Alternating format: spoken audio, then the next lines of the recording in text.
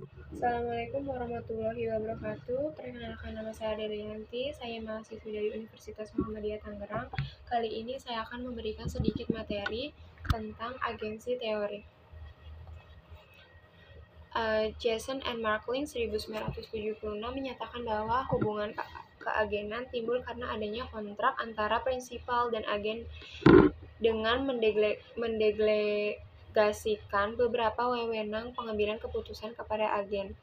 Manajemen merupakan pihak yang dikontrak oleh pemegang saham untuk bekerja demi kepentingan pemegang saham. Pihak manajemen diberikan sebagai kekuasaan untuk membuat keputusan bagi kepentingan terbaik pemegang saham, sehingga manajemen wajib mempertanggungjawabkan semua upayanya kepada pemegang saham. Untuk memotivasi agen, maka prinsipal merencanakan suatu kontrak agar dapat mengakomodasi kepentingan pihak-pihak yang terlibat dalam kontrak keagenan. Ihsan 2017. Kontrak yang efisien adalah kontrak yang memenuhi dua faktor, yaitu satu, agen dan prinsipal memiliki informasi yang simetris, artinya baik agen maupun majikan memiliki kualitas dan jumlah informasi yang sama sehingga tidak terdapat informasi tersembunyi yang dapat digunakan untuk keuntungan diri sendiri.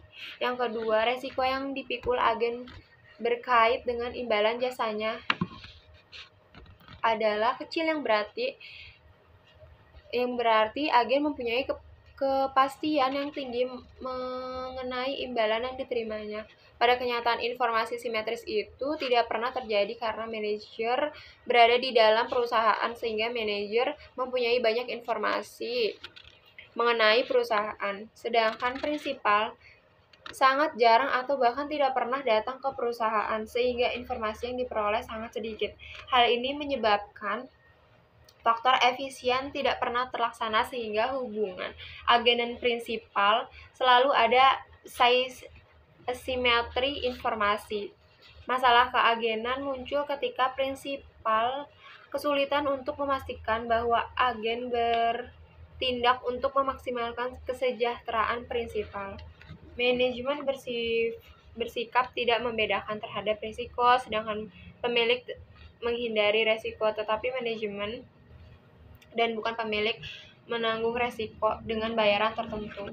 Menurut Hadib Pratijto 2013, agensi konflik dapat memicu timbulnya biaya-biaya keagenan. Agensi cost seperti biaya pemantauan atau monitor cost atau activities, biaya pengikatan atau boarding cost, dan kerugian residual atau residual loss yang sehingga tidak terjadi bila perusahaan dikelola oleh pemiliknya sendiri. Penjelasan masing-masing biaya keagenan adalah sebagai berikut. 1. Biaya monitoring yang dikeluarkan oleh prinsipal, biaya pengeluaran dan evaluasi kinerja agen, biaya perencanaan dan penerapan indeks kompensasi manajer, biaya perencanaan dan penerapan peraturan atau kebijakan perilaku khusus, biaya perekrutan dan penggantian manajer, serta biaya terkait ekuitas pihak luar. Yang kedua, ada biaya boarding yang ditanggung oleh agen. Manfaat bagi manajer dalam kaitannya dengan uang pecuniary dan tidak terkait uang non-pecuniary, biaya strukturisasi keuangan, biaya terkait konventan dan pembatasan perilaku manajerial oleh pihak luar, biaya reorganisasi, kas yang ditahan, serta biaya kerugian investasi. 3. Kerugian residual atau residual loss sebagai pengaruh kekayaan prinsipal, resiko yang ditanggung atas hutang belum dilunasi, dan biaya kebangkrutan. Biaya keagenan didefinisikan sebagai jumlah dari biaya yang dikeluarkan prinsipal untuk melakukan pengawasan terhadap agen. Hampir mustahil bagi perusahaan untuk memiliki zero agency cost dalam rangka menjamin manajer akan mengambil keputusan yang maksimal dari pandangan stakeholders karena adanya perbedaan kepentingan yang besar di antara mereka. Menurut teori keagenan, salah satu cara yang dihadapkan dapat menyelesaikan tujuan prinsipal dan agen adalah melalui mekanisme pelaporan. Informasi merupakan salah satu cara untuk mengurangi ketidakpastian sehingga memberi akuntan peran yang penting dalam membagi risiko antara manajer dan pemilik. Eishart 1989 menyatakan bahwa teori keagenan merupakan 3 asumsi sifat manusia, yaitu manusia pada umumnya mementingkan diri sendiri atau self-interest. Yang kedua, manusia memiliki daya pikir terbatas mengenai persepsi masa mendatang atau boarding rationality. Dan manusia selalu menghindari resiko atau risk averse. Agen mempunyai lebih banyak informasi mengenai kapasitas diri, lingkungan kerja, dan perusahaan secara keseluruhan. Sedangkan prinsipal tidak mempunyai informasi yang cukup terhadap kinerja agen. Ketika semua keadaan diketahui oleh semua pihak dan sebagai akibatnya ketika konsekuensi tertentu tidak dipertimbangkan oleh pihak-pihak tersebut. Hal ini mengakibatkan adanya ketidakseimbangan informasi yang dimiliki oleh prinsipal dan agen. Ketidakseimbangan informasi ini disebut assessment informasi atau informasi assessment risk.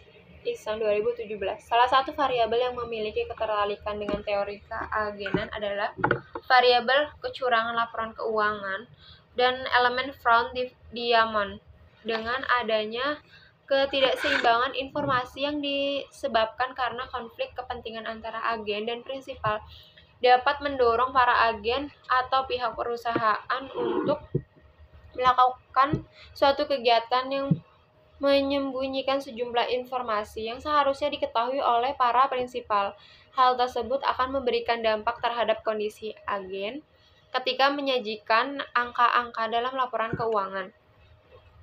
Ketidakseimbangan informasi yang disebabkan karena konflik kepentingan membuat perusahaan selalu pihak agen menghadapi berbagai tekanan atau pressure agar kinerja perusahaan selalu meningkat pada saat adanya kesempatan opportunity yang muncul dari keputusan serta tindakan yang diambil oleh para pemimpin atau atasan, maka pihak perusahaan lebih mudah tergoda untuk melakukan kegiatan kecurangan atau fraud. Agar kinerja perusahaan selalu meningkat, ketika kinerja perusahaan selalu meningkat, maka tingkat pengembalian investasi yang diperoleh oleh prinsipal akan semakin tinggi. Dengan adanya pihak-pihak yang berada di lingkungan yang cukup menekan pihak agen, membuat pihak agen merasionalisasi atau menganggap tindakannya melakukan sebuah kecurangan tersebut tidaklah salah dalam memanfaatkan posisinya yang dapat mempengaruhi orang lain untuk memperlancar tindakan kecurangannya. Mungkin itu saja yang dapat saya sampaikan, kurang lebihnya mohon maaf. Wabillahi taufiq walhidayah. Wassalamualaikum warahmatullahi wabarakatuh.